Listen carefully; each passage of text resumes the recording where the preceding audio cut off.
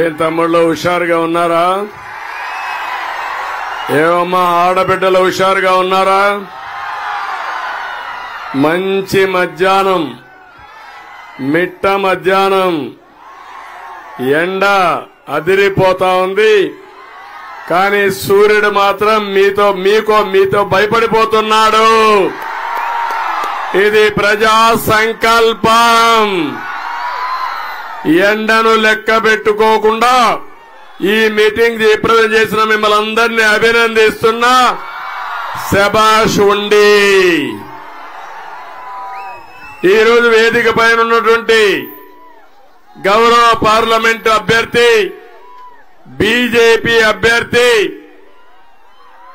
మిత్రపక్షాల కూటమి బలపరుస్తున్న అభ్యర్థి శ్రీనివాస్ వర్మ గారు, ఇంకో పక్కన ఎమ్మెల్యే అభ్యర్థిగా పోటీ చేస్తున్నటువంటి RRR, అదే మాదిరిగా ఇక్కడ శాసనసభ్యుడిగా ఉండి ఒక మంచి కోసం ఒక సిద్ధాంతంగా నేను ఒక నిర్ణయం తీసుకున్నప్పుడు ఒక్క మాట మాట్లాడకుండా పూర్తిగా సహకరించిన రామరాజు గారు, అది నా జీవితంలో అరుదైన అనుభవం. ఏ నాయకుడు ఒప్పుకోడు.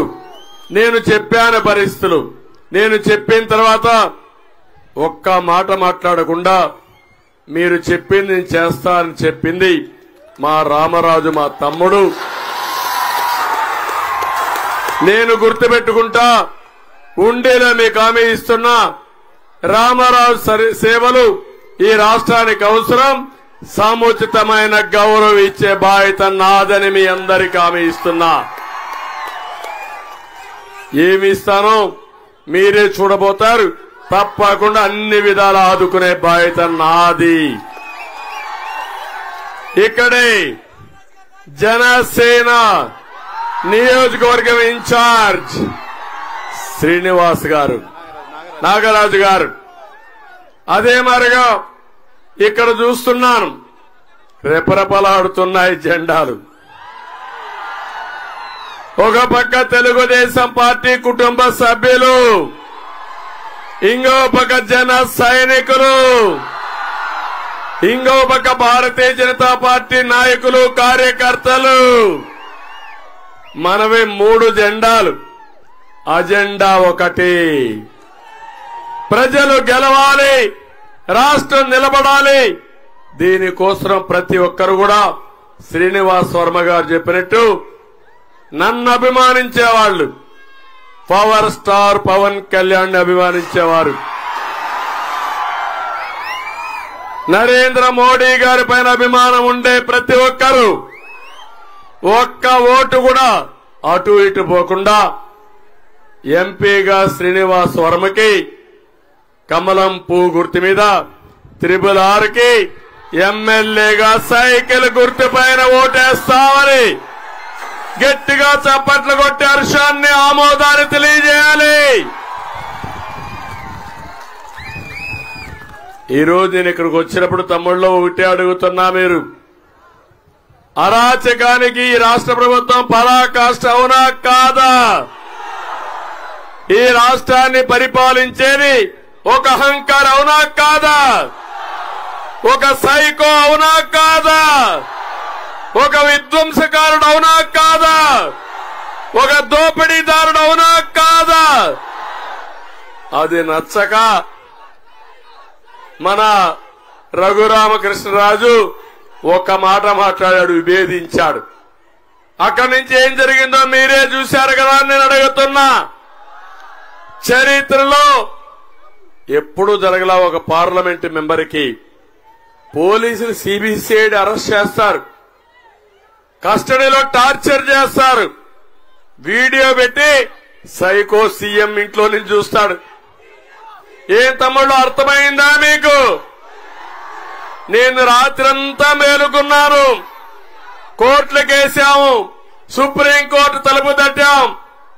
ఆయన కాపాడుకునేదానికి ఆ రోజు మేము చేసిన ప్రయత్నం నా కళ్ల ముందర ఇప్పుడు కూడా కనపడొస్తా ఉందని చెప్పి నేను మీకు తెలియజేస్తున్నా. జగన్మోహన్ రెడ్డి ఒక సైకో, దాడికి ప్రతిరూపమే రఘురామకృష్ణరాజు అని చెప్పి కూడా నేను మీకు తెలియజేస్తున్నా. నిలదొక్కున్నాడు, పోరాడాడు. మామూలు పోరాటం కాదు. నేనైతే 5 ఏళ్లు ఇక్కడికి రాకుండా ఒక పార్లమెంట్ మెంబర్గా ఉండి నియోజకవర్గం తిరగనీయకుండా చేశాడంటే మీకు బాధ అనిపించదా తమ్ముళ్ళు? ఇది ప్రజాస్వామ్యం అని అడుగుతున్నా. అందుకే బీజేపీ శ్రీనివాస్ వర్మ గారిని ఎంపిక చేస్తే నేను ఒకటే ఆలోచించాను, ఎట్టి పరిస్థితుల్లో న్యాయం చేయాలి. ఆ న్యాయం చేయడం కోసమే త్యాగం చేశాడు తమ్ముడు రామరాజు. దాని ఫలితమే రఘురామకృష్ణరాజు గారు ఇక్కడికి వచ్చారు. ఏం తమ్ముళ్ళో మీకు అర్థమైందా లేదా అని మిమ్మల్ని అడుగుతున్నా. ఇప్పుడు మీకు బాధ్యత ఉందా లేదా అని మిమ్మల్ని అడుగుతున్నా. అతి పెద్ద మెజారిటీతో గెలిపిస్తారా లేదా అని మిమ్మల్ని అడుగుతున్నా. నమ్మకమేనా? మామూలు కాదు. 3 రోజులే ఎన్నికలు. పోలింగ్ స్టేషన్ దద్దరిల్లిపోవాలి. మళ్ళా ఎండుందని 13వ తారీఖు ఇంట్లో పడుకుంటే ఆ తర్వాత మీ ఇంటికి గొడ్డలు వస్తుంది. కావాలన్నా గొడ్డలు మీ ఇంటికి. ప్రతి ఒక్కరూ ఆలోచించండి. తమ్ముళ్ళు 10 రూపాయలు ఇచ్చి 100 రూపాయలు మీ దగ్గర లాగే జగన్ ఒక జలగా మీ ఆస్తులు, ప్రజా సంపద 1000 రూపాయలు దోచుకున్న దోపిడీదారుడు, బందిపోటు ఈ జగన్మోహన్ రెడ్డి. అవునా కాదా అని మిమ్మల్ని అడుగుతున్నా. ఏం తమ్ముళ్ళు నిత్యావసర వస్తువుల ధరలు పెరిగాయా లేదా? పెట్రోల్ డీజిల్ పెరిగిందా లేదా? కరెంటు ఛార్జీలు పెరిగాయా లేదా? పన్నులు పెరిగాయా లేదా? కడాన శ్రమజీవి తాగి మద్యం, మా మద్యం బాబులు ఇక్కడే ఉన్నారు. 60 రూపాయలు క్వార్టర్ బాటిల్ ఎంత తమ్ముడు? ఇప్పుడు 200 అవునా కాదా? ఎవరు జోబులకు పోతుంది తమ్ముళ్ళు అని అడుగుతున్నా మీకు. అంతా కూడా జే బ్రాండ్ అవునా కాదా? జగ్గుబాయ్ బ్రాండ్ అది తాగితే 1 క్వార్టర్ తాగితే కిక్కివ్వదు, 2 క్వార్టర్లు తాగితే కడుపులో మంట వస్తుంది. అది జగ్గుబాయ్ బ్రాండ్ స్పెషాలిటీ. అవునా కాదా అని అడుగుతున్నా. ఇలాంటి దుర్మార్గుడు మీకు అవసరమా అని అడుగుతున్నా. వదిలించుకుంటారా లేదా అని అడుగుతున్నా. తమిళ్లో కుంభకోణాల మీద కుంభకోణాలు. ఇసుక గోదావరి ఇక్కడే ఉంది, దొరుకుతా ఉందా ఇసుక మీకు? నేనున్నప్పుడు ఉచిత ఇసుక ఇచ్చారా లేదా? అప్పుడు 1000 రూపాయలు అయితే ఒక ట్రాక్టర్ మీ ఇంటికి వచ్చేది. అవునా కాదా? ఇప్పుడు ఎంత తమ్ముళ్ళు? 5000. 40 లక్షల మంది భవన నిర్మాణ కార్మికులు అయ్యో రామచంద్ర అంటూ కడుపు నింపుకోలేకపోయారు. వాళ్ళ పొట్టగొట్టిన దుర్మార్గుడు ఈ జగన్మోహన్ రెడ్డి అని చెప్పి నేను మీకు తెలియజేస్తున్నా. ఇంకో పక్క అడుగుతున్నా, మధ్యలో వేలాది కోట్ల రూపాయలు దోచేశాడు. మా ఆడబిడ్డల మంగళ సూత్రాలు తెంచేశాడు. మట్టి, భూమి లోపల ఉండే భూగర్భ ఖనిజ సంపద, ఆస్తులు అన్ని కొట్టేసిన వ్యక్తి ఈ జలగా జగన్మోహన్ రెడ్డి. నేను ఒకటే మిమ్మల్ని అడుగుతున్నా. ఇప్పుడు తమ్ముళ్ళు మీ భూమి మీద అని అడుగుతున్నా. నేను కొత్తగా ఒక స్కెచ్ చేశాడు.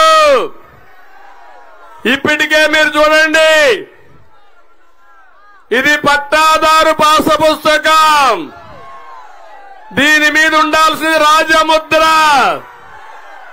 ఎవరి ఫోటో ఉంది? ఎవరి ఫోటో ఉంది?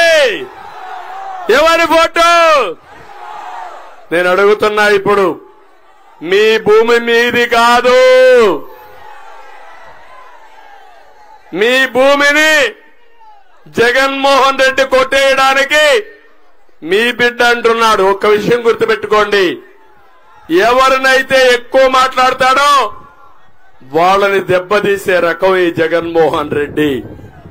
నా ఎస్సీలు అన్నాడు, ఎస్సీ డోర్ డెలివరీ చేశారు, చంపేసి, అవునా కాదా?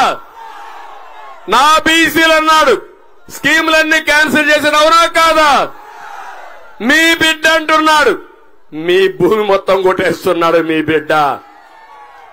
ఈ బిడ్డ మీ బిడ్డని చెప్పి మీ భూమి జగన్మోహన్ రెడ్డి కొట్టేయడానికి స్కెచ్ చేశాడు. నేను అడుగుతున్నా, నేను వస్తానే ఈ పట్టాదారు పాసు పుస్తకం మీద రాజముద్ర వేపిస్తా. ప్రభుత్వ ముద్ర ఉంటుంది, వ్యక్తుల ముద్ర కాదని మీకు తెలియజేస్తున్నా. ఇప్పుడు ఏం చేయమంటారు? దీన్ని చించేయమంటారా?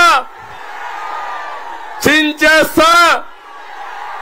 ఓకే, గట్టిగా చప్పట్లు కూడా చెప్పండి.